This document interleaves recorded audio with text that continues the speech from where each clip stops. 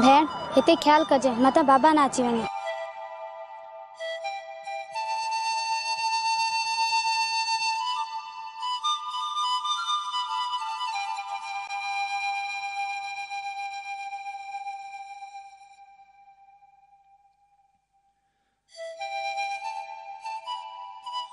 रानी तू किथे है?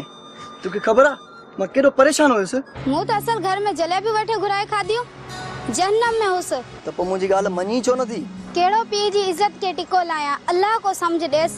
कौन इंदस समझ अन्या आग पर होंदई। छा कजे कुछ समझ में ही न थो अचे।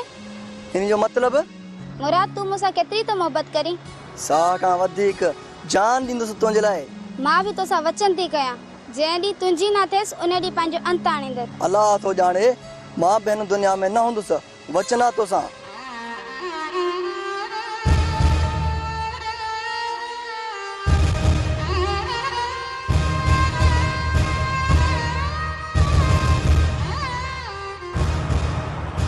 सॉरी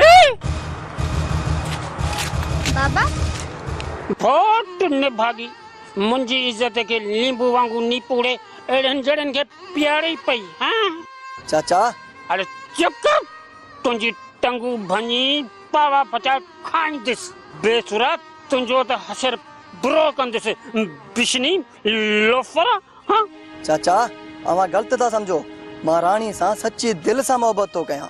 बस कर जूनड़ न कुटियाई तू सच्ची मोहब्बत तो करी असा उधार ते था कयूं। हां हां बुधा अरे असा तहांजी का पोरी सोरी का दुठिया तू बेहयाई तो करी।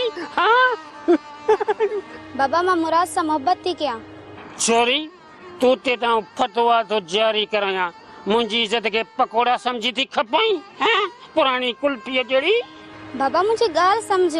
छोरी तो सा त हली घर गलाइंदस तो खेत सजे राज में गिलाइंदस बात गाड़ा छोरा असांजे इचे में था पवन हले छेरी।